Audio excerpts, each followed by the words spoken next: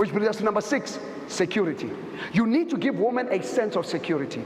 Guys, there is no way that woman can change and be a better woman if she is insecure. The most dangerous woman in life, in the workplace, is an insecure woman. If a woman is not secured in herself, she's dangerous. When the phone rings, she wants to find out who's calling. Have you noticed that? One guy said to me, David, my wife does not touch the phone. I said, no, she sees who's calling there. She says, what do you mean? I said, I hear her singing. What do you mean you heard her singing? The other day I'm in that house. The phone is ringing. The guy is on the other side. Their wife cannot touch the phone. So she took a piece of paper and a pen, and she started singing the song. Higher, higher, 072. Higher, higher, higher. There's no lower, higher, higher. Security, guys. A woman needs security. Just like in the workplace, when you are a leader, you need to give security to the guys. Some weeks are tougher, some production is slow, some weeks have got challenges. Change is about always adjusting to what is needed at the time. Yes, we'll have a lot of challenges. Repeat after me, please. A life without a challenge is a life without strength. A life without a challenge is a life without maturity. Challenges will come, it's part of life. Domestic difficulties, personal difficulties, it's a hurdle, it's an obstacle. But when there are challenges, provide security. Remember, you're supposed to be the leader, which is number 6. Number 7, let's go up there. Number 7, there it is. You must be a family man. A family man. It's said today that even here at Assmang, you can work, and never spend time with your family. And one day when you die, in fact, during the week while we are preparing for your funeral, the HR department will appoint someone to act on your behalf. And then after we buried you, they advertise your post.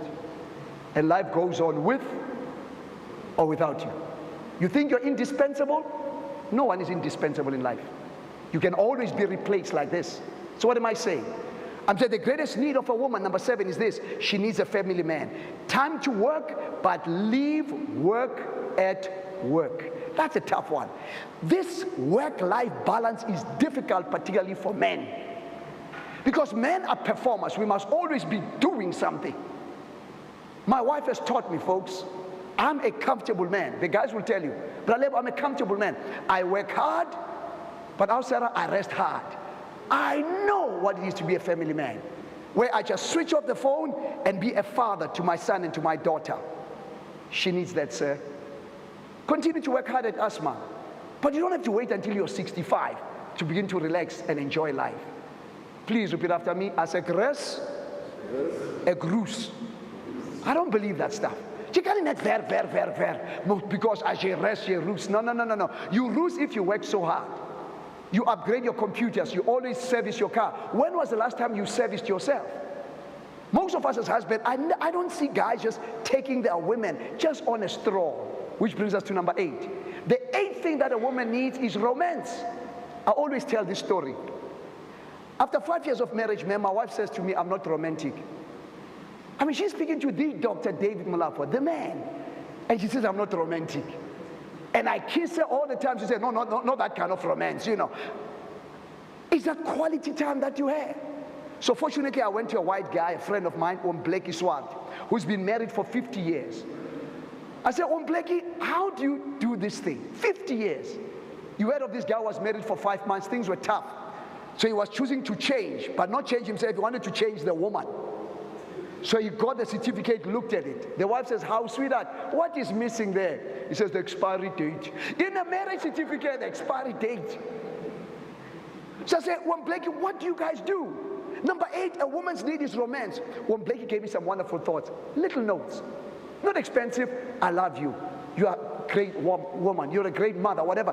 Just those little notes where she opens the door, a note is there. She fixes up this, the note is there. Little things like that.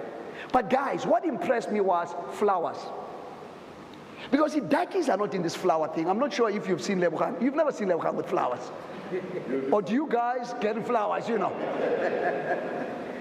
So when Blake says to me, David, in our culture as white people, we carry flowers. I said, what do you do with the flowers? He says, Dave, we catch the flowers. We put the flowers behind our backs. With a twinkle in our eyes, forcefulness in our steps, we'll go to our chutes, our missus, into zethu. I'm watching on Blakey. He knocks on the door, the woman opens the door, Auntie Ronel, and he says nothing. All he does is with a smile. And the white lady's response is amazing. She goes like, she hugs this guy, and then this thing will come up. Even on TV, this thing always comes up. I don't know why. So I thought, this is wonderful. That is romantic. So one day I took a risk. Because remember, I consult for companies. I understand business is a risk. Is that right? We've got risk analysis and work. Why can't we have risk analysis at home? Why don't you take a risk at home? So one evening, I waited until the sun set. Why? I did not want my friends to say, what's happening now?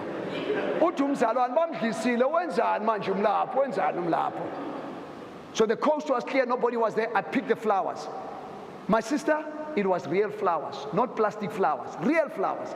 Because some of us, we are on this fruitless expenditure. We are cutting costs. So we buy plastic flowers just for Valentine and it will last you the whole year. No, guys. Romance, just spend a little bit. I'm about to finish here. So I got the real flowers, put them behind my back. I begin to hasten my pace, so that nobody can see me carrying these flowers there. I knock on the door. My wife opened the door. I said, in my expression, I'm choosing to change, sweetheart. And to prove it, here are the flowers. Babu Gaza, unfortunately for me, she looked at me. There was no response. In her mind, I know this is a man of God. I know this is my husband. But what did he smoke today? Flowers.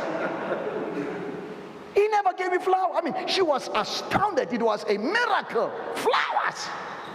But you know what happened, guys? I think it hit her. It's the thought that counts. And she smiles. She hugs me. A black woman. This thing came. Guys, it bought me 2 weeks of productivity. My targets were met. Safety, healthy, environment, and quality issues, done. Sex life, fantastic. No complaints, no worries, no nagging. Everything going well. But here's a problem with romance. After 2 weeks, she says, "Hey, sweetheart." I said, "Yes." She says, "Where are the flowers?" You know what? You think continuous improvement process is at work? No, my brah. It also starts at home. Charity begins at home. So you have got improvement process at work, but you choose to change your attitude, choose to change the way you do things at home.